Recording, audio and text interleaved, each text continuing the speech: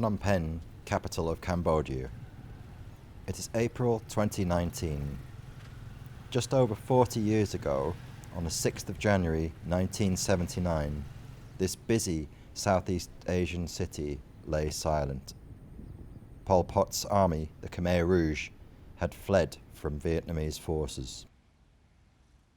It would take several years for Cambodian people to return, having been forced into the countryside to work as peasants to meet Pol Pot's communist vision.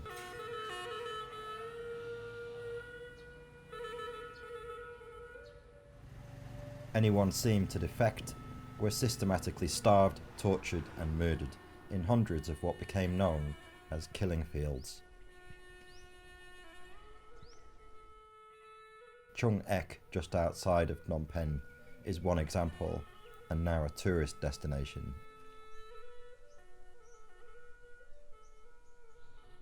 It is hard to imagine how Pol Pot and his commanders could have envisaged such psychotic levels of cruelty.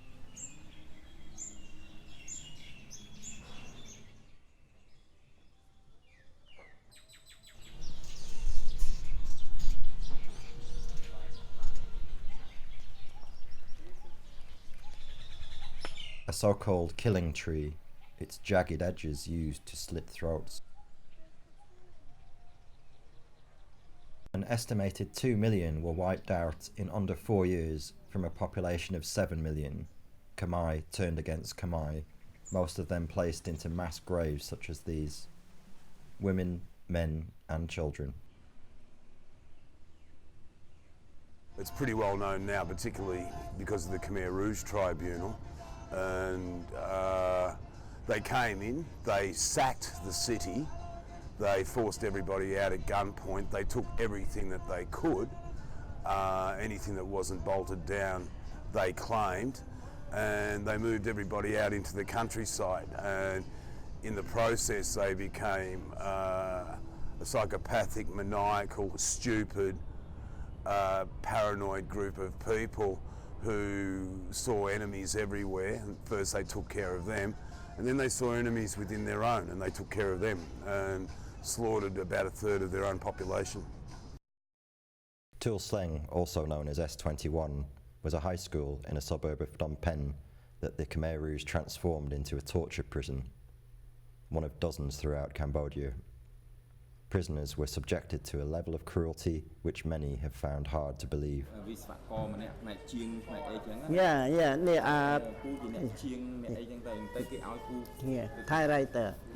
Chum Mai, now 88, is the one living survivor of S21, and until recently worked there as an official tour guide.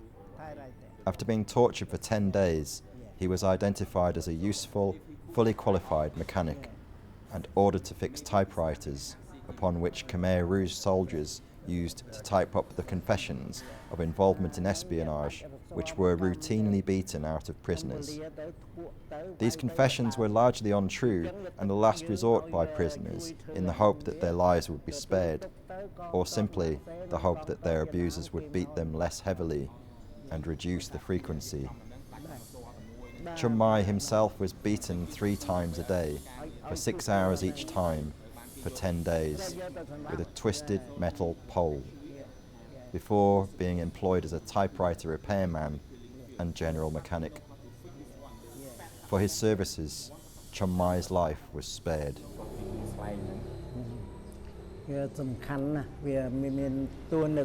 I have been interviewed so many times. I'm really busy even on Sundays.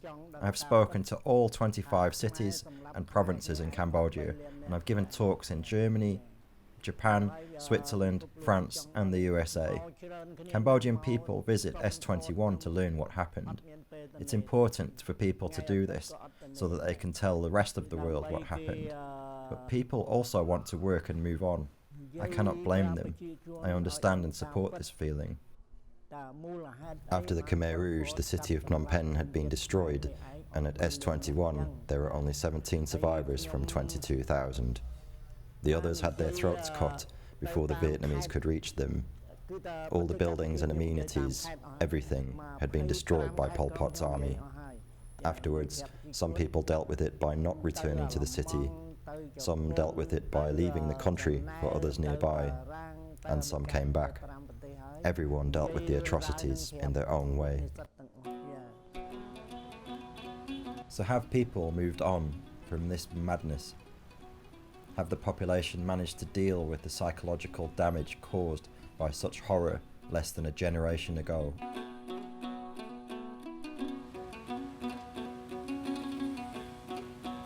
One of the ways Cambodia has moved on is through the Khmer Rouge tribunals held at the ECCC, specially set up law courts just outside of the city from the early 90s.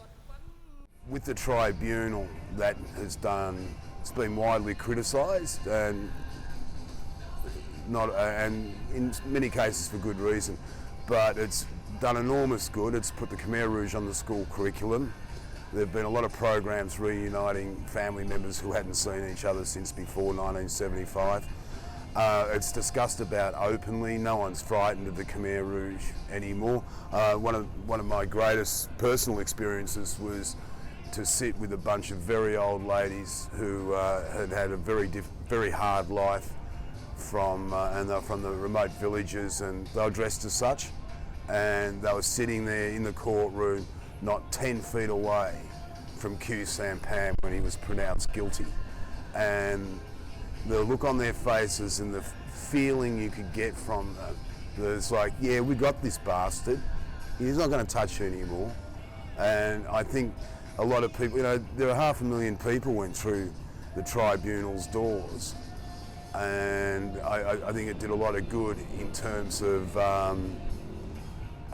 helping people come to terms with what was an enormous tragedy. And it wasn't the only tragedy that had occurred in this country over 30 years of war, went from 68 to 98, but it was by far the most significant.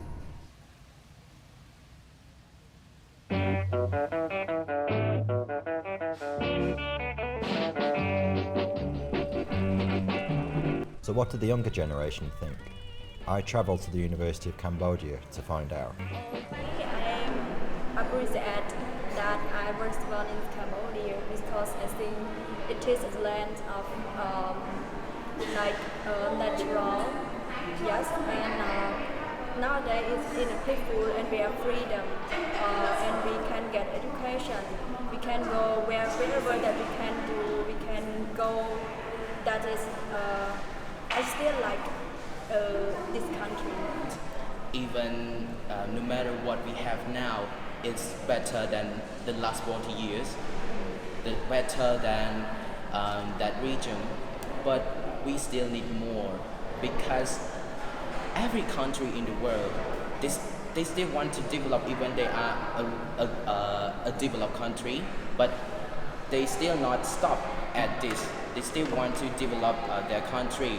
Like me and all of my friends here, they are Cambodian, they are Khmer people. So they in their mindset that they maybe one day they can go abroad or they can only study here, but they can bring that knowledge that they have to make our country much more better than before.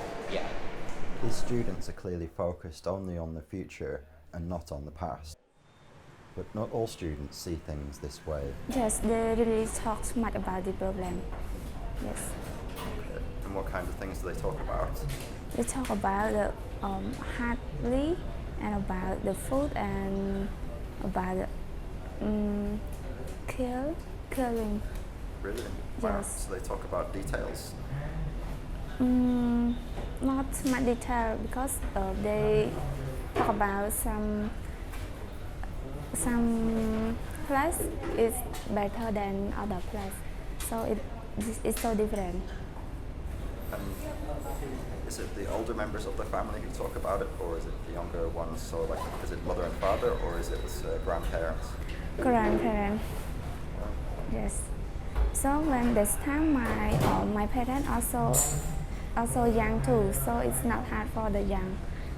It's just hard for the adult or elder that hard worker in this season.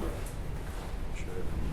And what's it like then being a young person in Cambodia now? For body program and for new generation. They feel some person believe in this story, but some don't believe. It's because it sounds so terrible. It does appear that amongst the older generation of Cambodian people, there is a fixation upon the dark past.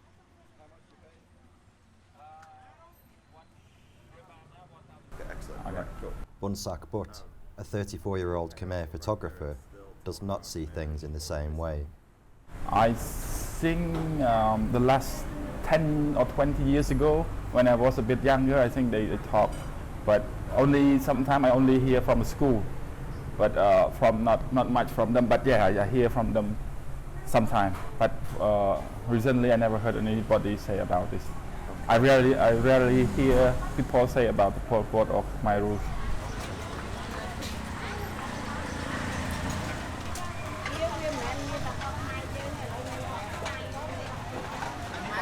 Yeah, I think the new generation is, for example, the people like me, we never experienced that and we don't care much about it, you know. We just think about the future, think about what we should do to get out a better life. We don't care too much about this Khmer Rouge thing. Just how much has Phnom Penh actually changed in the last 25 years? I asked Bill Irwin about this. Phnom Penh's changed more than any place I've been to in the last 25 years. And I've been here for 25 years off and on. I lived here 94 to 99, and then I moved to Vietnam and then Afghanistan and Canada in between, and then I moved back in 2009, and I've been here since 2009 again, so another 10 years. So I was here about 5-6 years and then left for 10 years, and I've been here for 10 years. And I've never seen, of all the traveling I've done, I've been to 20 some odd countries, no place has changed more than Phnom Penh. Your typical 12-year-old soldier at the front line, Hun Sen's army. This is Ing Sari, brother number 3, who was voting in the 1998 election, and he was later arrested and tried for genocide and crimes against humanity, but died before he could be convicted. That's Noon Chia, and he just showed up out of the blue to be a witness at the Sam Bit case in Phnom Penh. Sam Bit was the guy who took the backpackers off the train in 1994, and then Chuk Rin and Sam Bit held them, and then supposedly Noon Pet killed them. But he showed up as a character witness for Sam Bit and Noon Pet, which was a bit of a joke. But that was them hoisting him up the courthouse room stairs to get him into the court. Was there anything when you first came here that showed the impact of what had just happened? Yeah, everything. Everything was, there were dirt streets. People closed their doors as the sun set. Everything was barbed wire. People were afraid. People didn't talk to each other too much about things. Everything was very surface when conversation and everything. And everything shut down. When the sun went down, everybody closed their doors and went in. That was because they were afraid of Khmer Rouge fighters? Just afraid of just the whole psychological impact that it had on the people. And I asked my kid, who's 26, do people ever talk about it? She goes, never. Never do they ever talk about it. They want to leave it behind. I spoke to a local resident known as Belay about these times in the early 1990s, who moved to the city from nearby Myanmar and has lived in Phnom Penh for many years. Do you think, can you see that the people are affected by what happened in the Khmer Rouge 40 years ago, and how? In which way? Can you see that, do you hear people talking about it much, or? Oh no, but earlier yes. When it's still in 94, which is Omtek have been left already, but still, because a lot of people are not going out late night and then still wearing the traditional clothes, and then don't want to wear glasses because the effect is that if you don't want to show them that you're smart. That's why, but their eyesight is not good, but they can't see, and I tell them that you have to wear. They say, no, I don't want to wear. Those kind of thing. And one lady that came to visit our house, and then she was sitting on a sofa with a cushion, little cushion, so she hold the cushion, and then she probably sensed the cotton bud little bit, and then she start crying. And I was like, you okay, what happened? And that lady said that, no, it just made me miss that, because when those days when I don't have anything to eat, I sometimes chew those things. Those kind of things keep going, at least, like I said, 7-10 years. So 94, so probably after 5-10 years, it was like that. But nowadays, I don't see that. This Cambodia is become my home, and my real home is become my second home. And I love this country. Okay, and what makes you love the people then? Sorry? What do you love about the people here? Probably I can speak the language with them, maybe, and beginning, even though I don't speak with them, they're really kind. That's how I see them.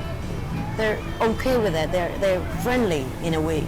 Not friendly in the way that hi, hello all the time and then smiling. They're really into you to help and things like that. Those days, if I don't speak at all, and still they are really helpful. The average wage in Cambodia is around $200 to $300 a month. That's considerably lower than you would get in Western countries. Having said that, the people here seem a lot happier.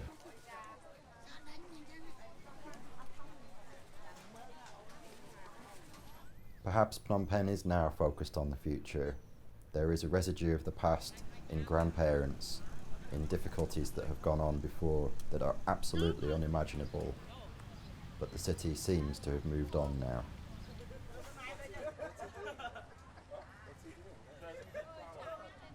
A walk around a local market in Street 110 makes you think how happy these people seem to be and how content they are with their own situation.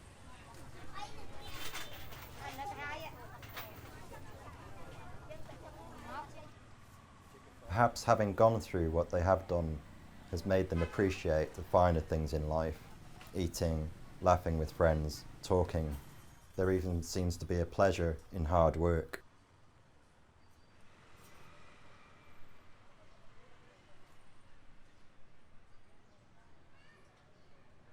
So, overall, it appears that Cambodia has moved on, Phnom Penh in particular.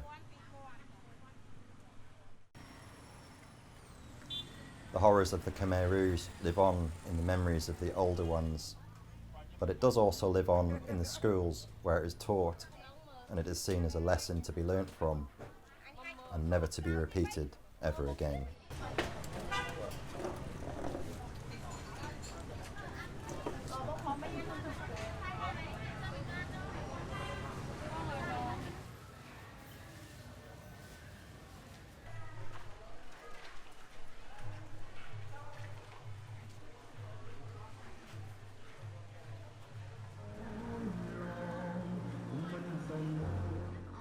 As Phnom Penh and the surrounding countryside prepare for Khmer New Year, the traditional time in this country for renewal and regeneration, it is clear that both city and country folk have, on the whole, come to terms with their terrible past and moved on.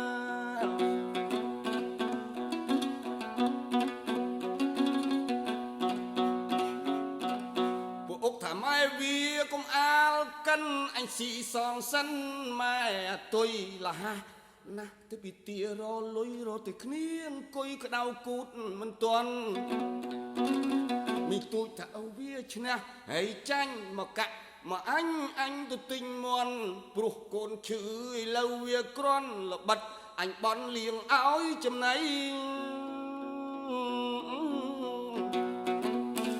មកកាក់ទិញមន់មកកាក់ទិញស្រាទៀនធូបមលូស្លាមកកាក់ទៅទិញត្រីកូនឈឺម្លឹងប្រឹងពពុះដីឲ្យកាក់គ្នា3អញទៅចាក់ហួយ